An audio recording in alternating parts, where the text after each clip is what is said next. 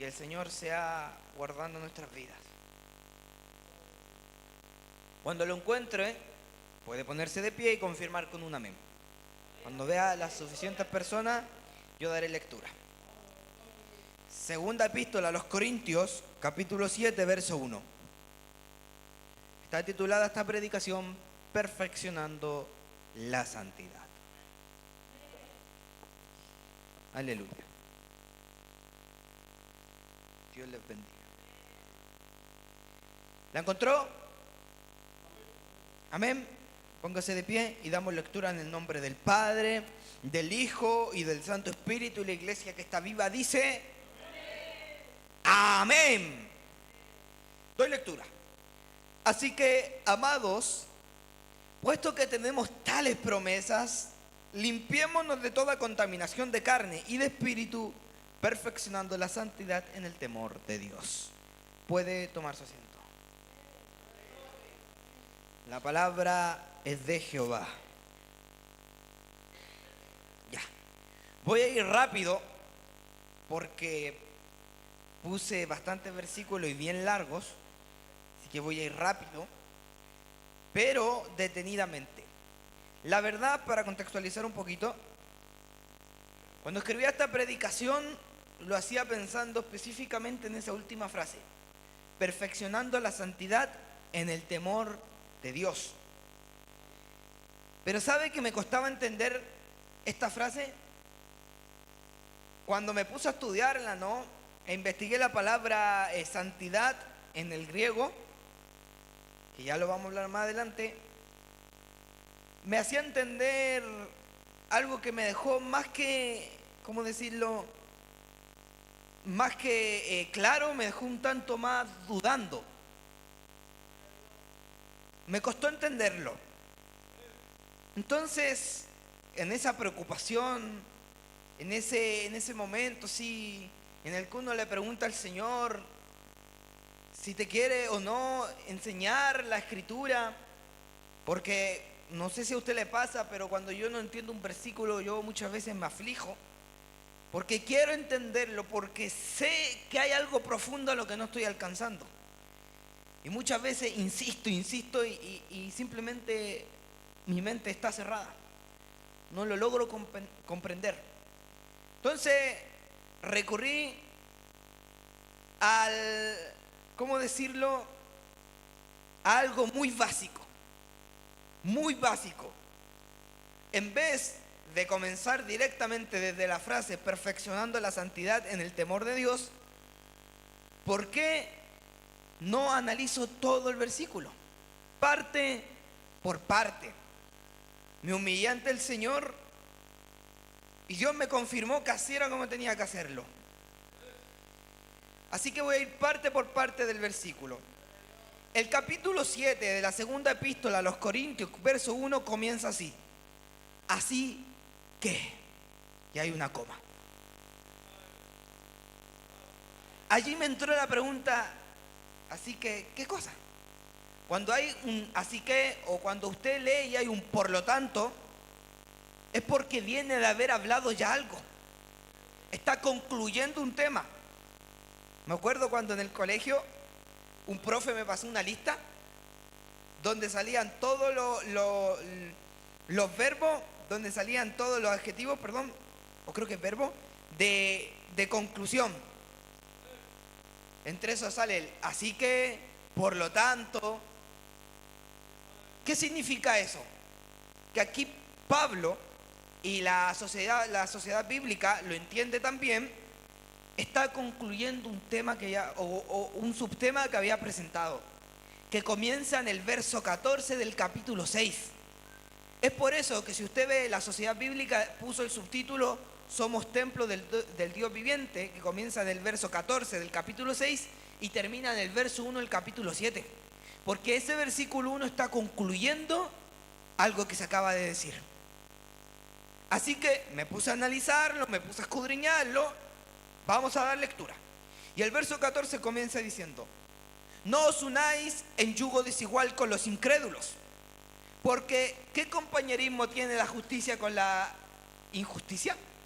¿Y qué comunión la luz con las tinieblas? ¿Y qué concordia Cristo con Belial? ¿O qué parte el creyente con el incrédulo? ¿Y qué acuerdo hay entre el templo de Dios y los ídolos?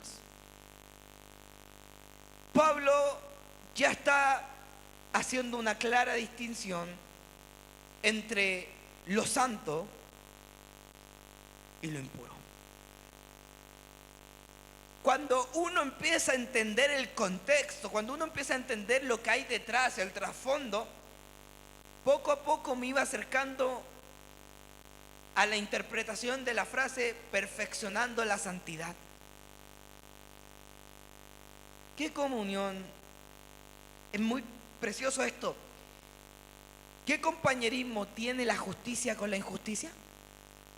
¿La justicia y la injusticia tienen algún compañerismo? No, son antagónicos. No tienen compañerismo, son opuestos el uno del otro. No es posible unirlos. Son heterogéneos entre los dos. No se pueden unir. Son distintos. ¿Y qué concordia Cristo con Belial? Cuando habla de Belial está hablando de Satanás. ¿Qué comunión tiene Jesús con el diablo? Ninguna. ¿O qué parte el creyente con el incrédulo? Ninguna. ¿Y qué acuerdo hay entre el templo de Dios y los ídolos? Ninguna. Y lo precioso es que Pablo dice, ¿qué acuerdo hay entre el templo de Dios? Porque al terminar esta pregunta va a establecer algo que va a marcar todo este tema. Desde el verso 14 hasta el versículo 1 del capítulo 7, del verso 14 del capítulo 6 hasta el versículo 1 del capítulo 7 de la segunda epístola de los Corintios, el punto central de todo este tema es lo que va a decir a continuación en el verso 16. Después de terminar la pregunta, ¿y qué acuerdo hay entre el templo de Dios y los ídolos? Porque vosotros sois el templo del Dios viviente.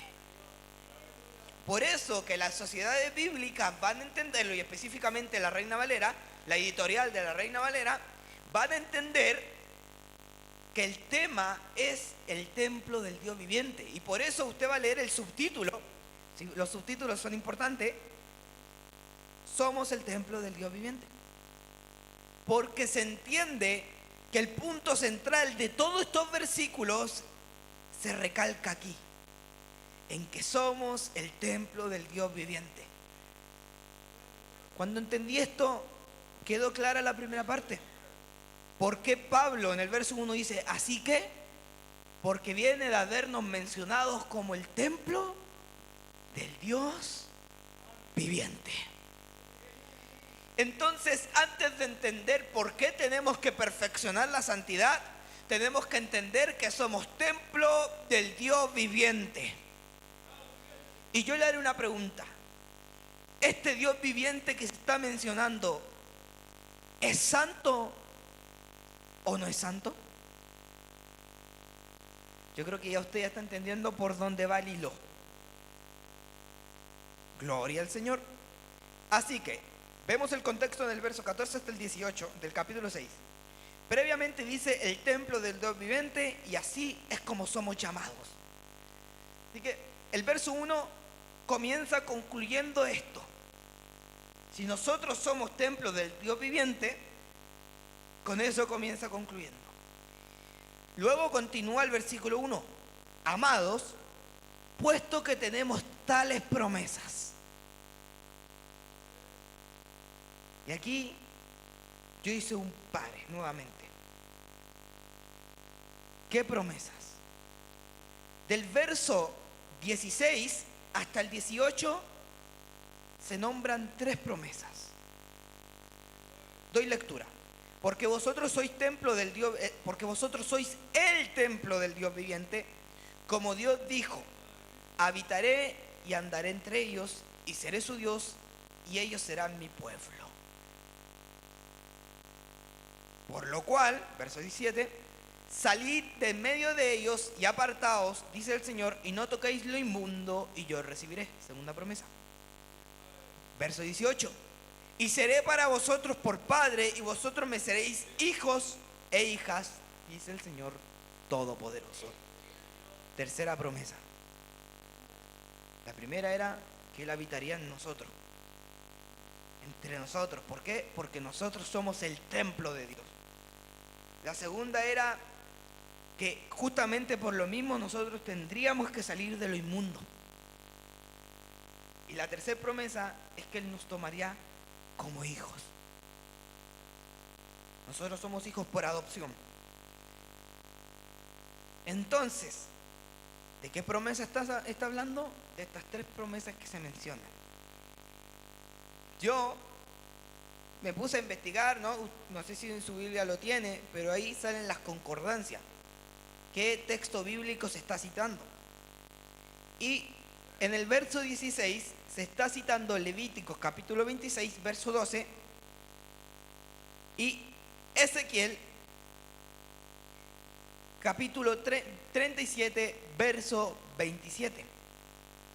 Yo lo leí y me encontré con algo sorprendente. Esas promesas habían sido dadas o fueron dadas al pueblo de Israel.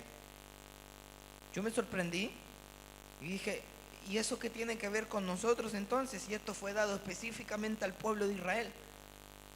Vemos que en Levítico 26:12 se le dice a Moisés y al pueblo que él habitaría entre ellos y sería su Dios, y ellos serían pueblo. Entonces, ¿qué tiene que ver? Porque aquí Pablo es claro que esto se lo está hablando a los gentiles. Leí el verso 17 y la concordancia es en Isaías 52:11, que también es una promesa al pueblo de Israel. Y en el verso 18 lo mismo, concordancia con 2 de Samuel, capítulo 7, versículo 14, y Primera de Crónicas, capítulo 17, verso 13, que son promesas dadas específicamente a David, en el pacto davídico. Y ahí me entra a mí la duda. Entonces, y me entra la pregunta, ¿pero esas promesas no son para Israel? Pues la respuesta es sencilla, pero a la vez compleja. La respuesta es sencilla porque nosotros hoy en día somos la Israel espiritual. Voy a dar lectura a unos versículos en Romanos, específicamente en Romanos capítulo 4, versículos 13 al 25. Romanos capítulo 4, versículos 13 al 25. Que dicen, capítulo 4, versículos 3 al 25, dice: porque no por la ley fue dada a Abraham o a su descendencia la promesa de que serían herederos del mundo, sino por la justicia de la fe. Porque si los que son de la ley son los herederos, vana resulta la fe y anulada la promesa. Esta es la promesa abrahámica. Pues la ley produce ira, pero donde no hay ley tampoco hay transgresión. Por lo tanto, es por fe, para que sea por gracia, a fin de que la promesa sea firme para toda su descendencia, no solamente para la que es de la ley, sino también para la que es de la fe de Abraham, el cual es padre de todos nosotros. Como está escrito, te he puesto por padre de muchas gentes, ahí estamos nosotros, delante de Dios, a quien creyó, el cual da vida a los muertos y llama las cosas que no son como si fuesen. Él creyó en esperanza contra esperanza para llegar a ser padre de muchas gentes, conforme a lo que se le había dicho, así será tu descendencia.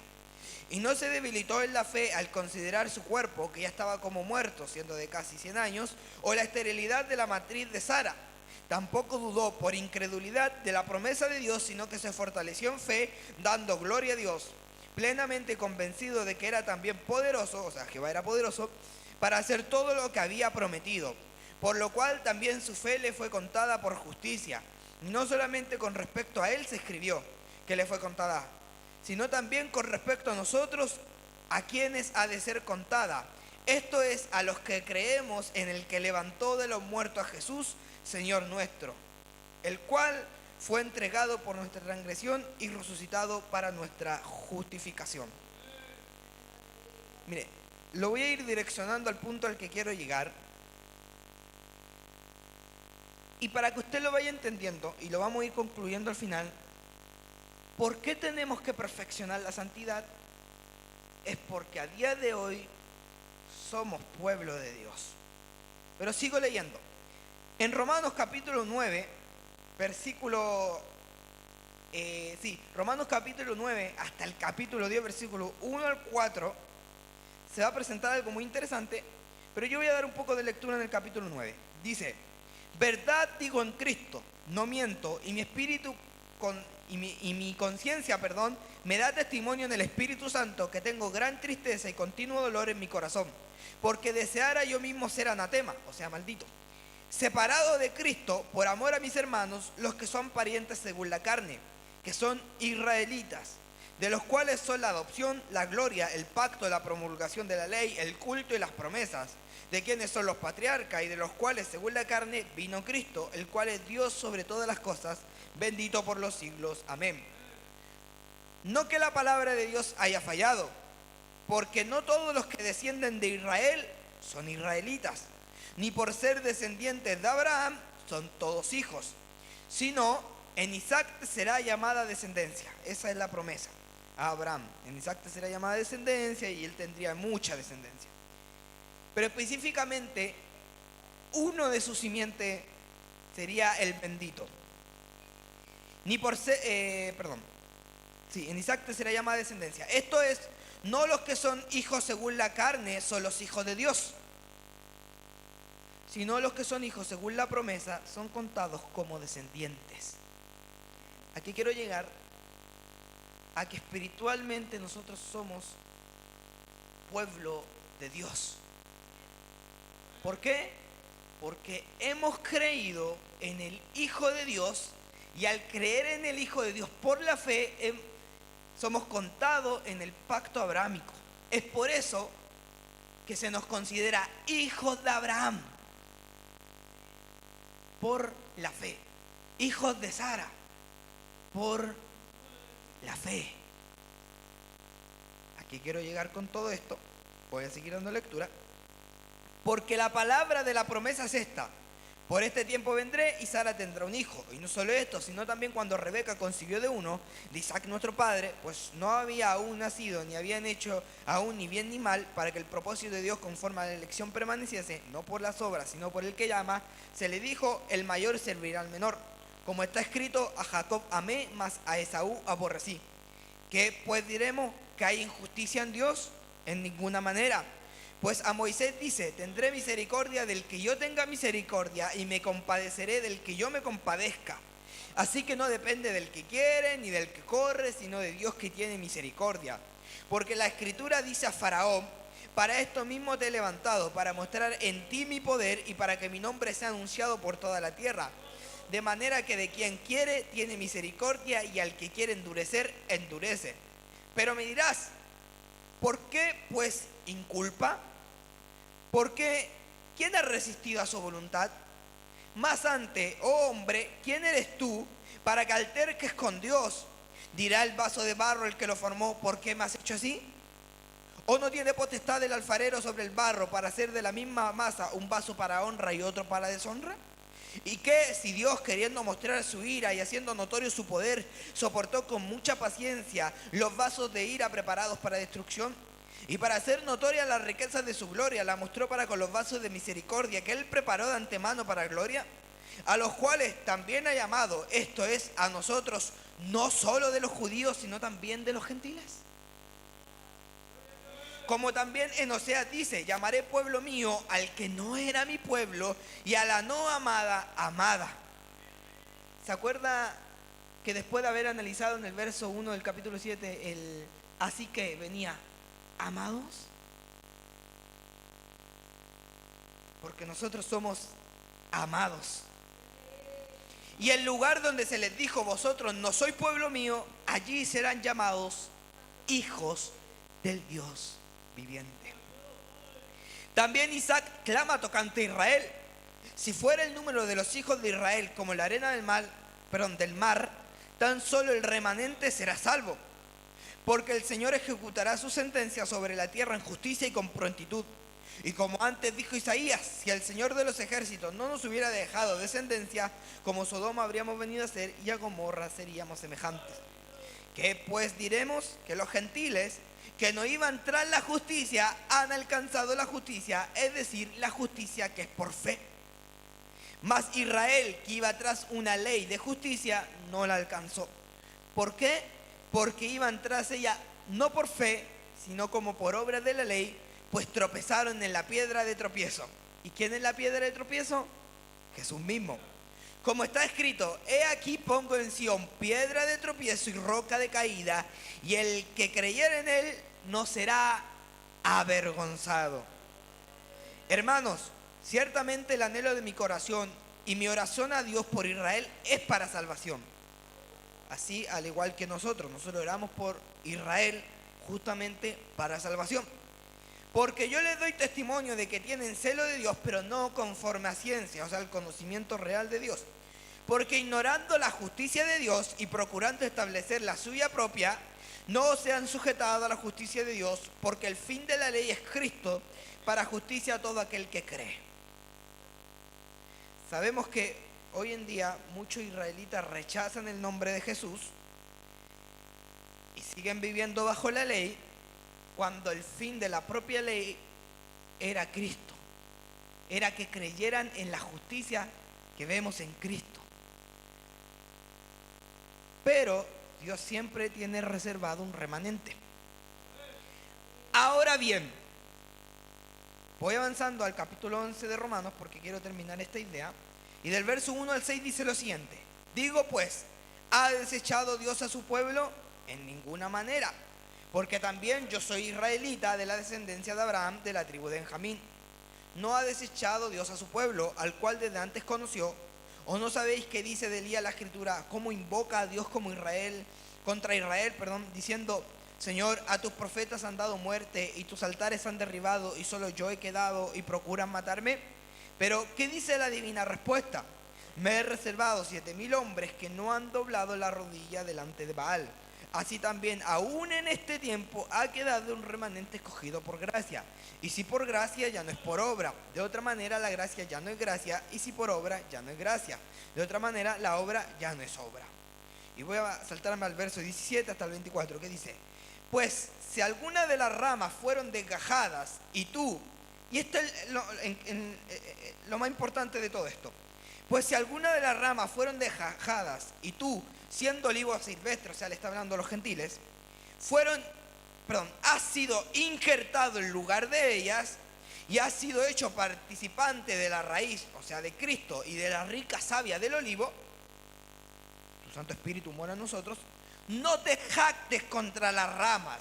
Y si te jactas, sabe que no sustentas tú a la raíz, sino a la raíz a ti. Nosotros no sustentamos a Cristo, Cristo nos sustenta. Pues las ramas, dirás, fueron desgajadas para que yo fuese injertado. Bien, por su incredulidad fueron desgajadas, pero tú por la fe estás en pie. No te ensoberbezcas, sino teme. Y grabes esta palabra, sino teme. Porque el verso 1 del capítulo 7 dice: perfeccionando la santidad en el temor de Dios. Sino teme. Porque si Dios no perdonó a las ramas naturales, a ti tampoco te perdonará. Mira pues la bondad y la severidad de Dios. La severidad ciertamente para los que cayeron, pero la bondad para contigo si permaneces en esa bondad. Pues de otra manera tú también serás cortado, y aun ellos si no permanecieren en incredulidad, serán injertados, pues poderoso es Dios para volver a injertar. Porque si tú fuiste cortado del que por naturaleza es olivo silvestre, y contra naturaleza fuiste injertado en el buen olivo, ¿cuánto más estos que son las ramas naturales serán injertados en su propio olivo? No me quiero irme a temas escatológicos, sino lo que quiero concluir con todo esto es que, y mire la sabiduría de Dios, que por la desobediencia de los israelitas que rechazaron a Jesús y lo crucificaron, hoy nosotros podemos ser salvos. Porque Dios sujetó a ellos en desobediencia para que nosotros pudiéramos entrar a la obediencia. En palabras más sencillas, nosotros fuimos injertados en el pueblo de Dios. No lo merecíamos, pero fuimos injertados. Y es por eso que somos considerados como la Israel espiritual. ¿A qué quiero llegar con todo esto? Somos pueblo de Dios. Y si estas promesas que leíamos en el verso 16, 17 y 18 de la segunda epístola a los Corintios, en el capítulo 6, eran para Israel, hoy estas promesas nos han alcanzado por cuanto somos el Israel espiritual. ¿Por qué? Porque hemos sido injertados por misericordia y por gracia en este olivo. Entonces, ¿por qué hice todo este proceso? Sé que es cansador, sé que es aburrido. Porque cuando yo estaba estudiando el tema de perfeccionando la santidad, tenía ciertas dudas que cuando el Señor me hizo leerlo y entenderlo así, se me aclararon. Se lo voy a decir de forma bien sencilla. ¿Por qué tenemos que perfeccionar la santidad en sí? ¿Qué quiere decir? Esta era la pregunta que yo tenía. ¿A qué se refiere cuando dice perfeccionando la santidad? Pues resulta, sí, y la pastora tiene toda la razón, justamente va en eso. Pues resulta que nosotros, al ser pueblo adquirido por Dios, al ser parte de las promesas y al ser parte de este pacto abrahámico por la fe, nosotros se nos ordena lo mismo que se le ordenó a Israel en el Antiguo Testamento: una vida santa. ¿Por qué? Porque un día compareceremos ante el tribunal de Cristo, y cuando estemos delante de Él, la única manera de mirarlo es estando en santidad. Sigo avanzando para que esto quede más claro. En el capítulo 7, verso 1, luego de que dice: así que, amados, puesto que tenemos tales promesas, yo creo que esto ya queda claro. Como nosotros somos el templo de Dios y tenemos tales promesas que le fueron dadas al pueblo de Israel, pero que hoy nos alcanzan a nosotros por cuanto somos el Israel espiritual, ¿qué tenemos que hacer? Limpiémonos de toda contaminación de carne y de espíritu. Y aquí viene lo más importante de esta predicación: perfeccionando la santidad en el temor de Dios. Gloria al Señor. Santidad. La palabra santidad en este versículo viene del griego hagiosunne. Viene del griego hagiosunne, que refiere a la cualidad de sagrado o sacro en la conducta personal. Bendito Dios. ¿Por qué yo tenía dudas con esta frase? Porque según tengo entendido, cuando Cristo justamente entra a nuestra vida, nosotros somos santificados por Cristo. Somos apartados de la inmundicia y puestos en santidad. Entonces yo tenía entendido que nosotros ya vivimos en un estado de santidad. Pero tiene más sentido cuando entendemos que justamente porque tenemos este estado de santidad es que tenemos que caminar perfeccionándola. Porque es justamente por esto que podemos ser pueblo de Dios. Porque nosotros no podíamos. Pero Cristo, quien circuncidó espiritualmente, nos circuncidó. Y esa es la confirmación de que somos pueblo de Dios, porque la confirmación del pacto era justamente la circuncisión. Y por cuanto Cristo nos circuncidó en el corazón, hoy somos parte de este pacto abrahámico. En otras palabras, pueblo de Dios. Y aquí entra la cualidad de sagrado o sacro. En otras palabras, y para que se entienda más fácil, los que han sido consagrados para Dios. O sea, ¿quiénes viven en esta santidad, en esta cualidad de sacro y de sagrado? Aquellos que se apartaron del mundo para ser tomados por Dios. En palabras más sencillas, en el primer momento en el que tú formaste parte del pueblo de Dios, tú pasaste a ser santo. Y por eso la Escritura nos llama santos.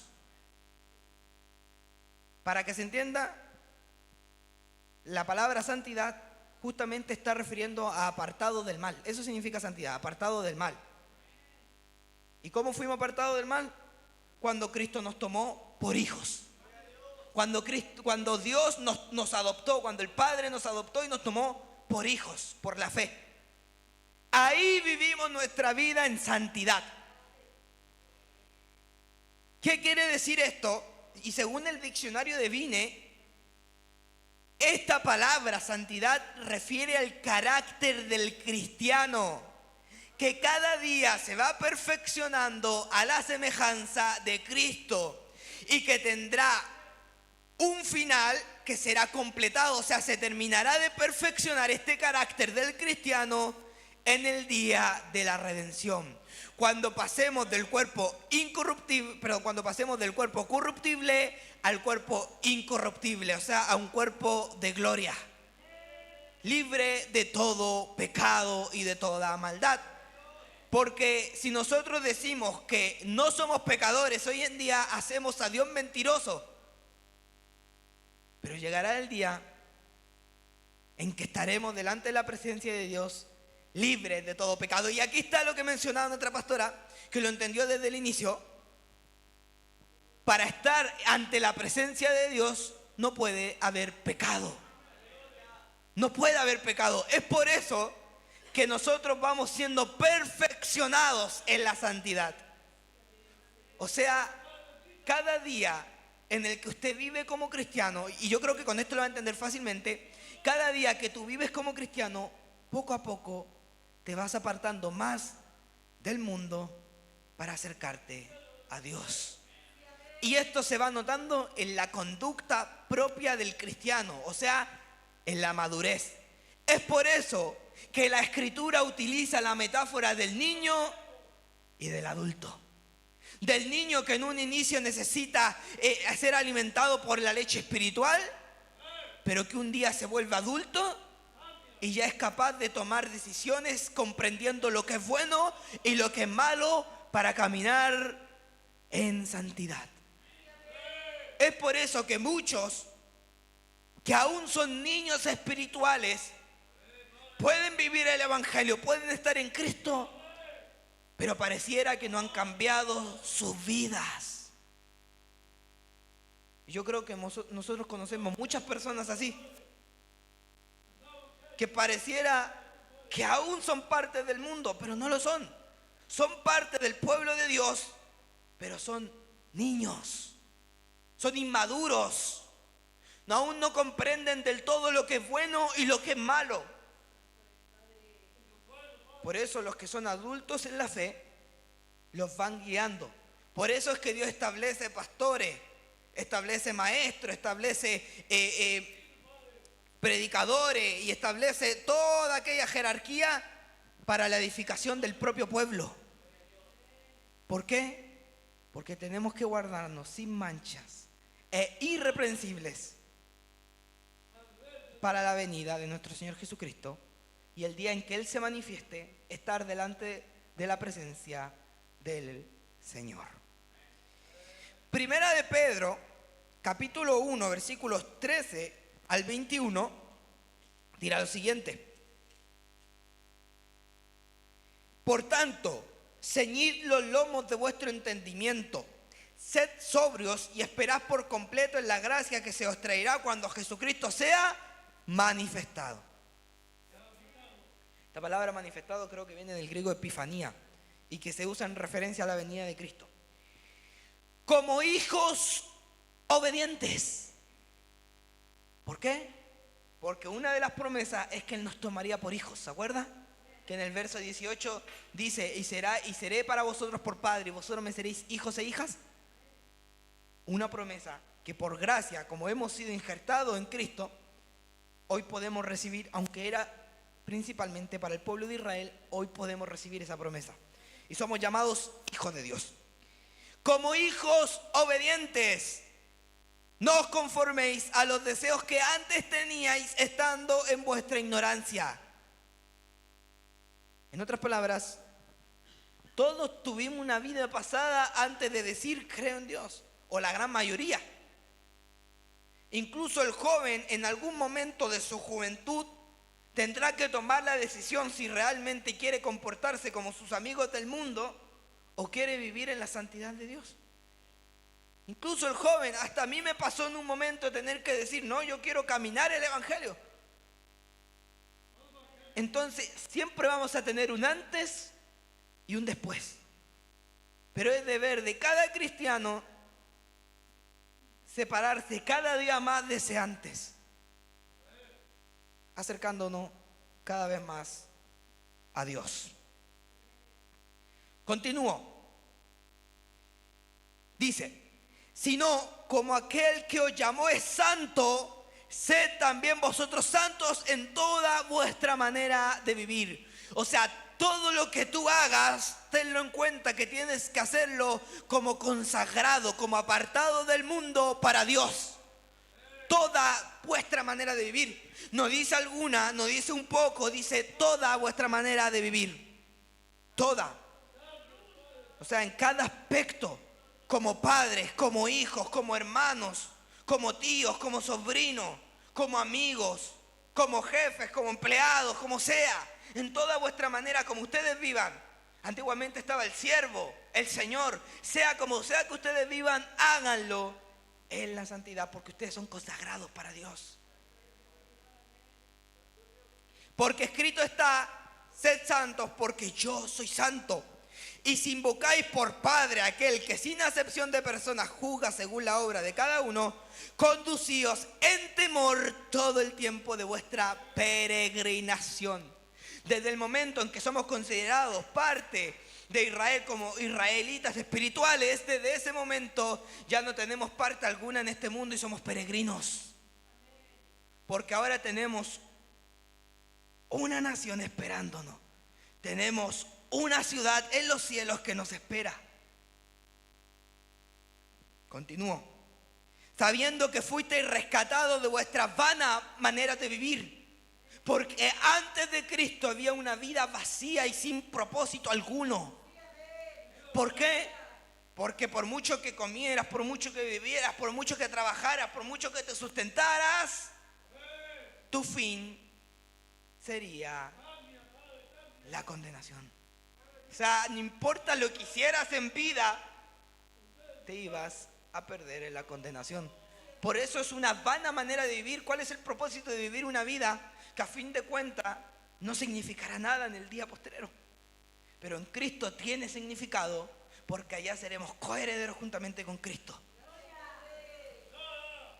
La cual recibiste de vuestros padres, no con cosas corruptibles como oro o plata, sino con la sangre preciosa de Cristo, como un cordero sin mancha y sin contaminación, ya destinado desde antes de la fundación del mundo, pero manifestado en los postreros tiempos por amor de vosotros, y mediante el cual creéis en Dios, quien le resucitó de los muertos y le ha dado gloria, para que vuestra fe y esperanza sean en Dios. En otras palabras, desde el momento en que la palabra nos transformó, nos cambió, desde ese día nosotros vivimos siendo perfeccionados y limpiados por aquel que es inmolado,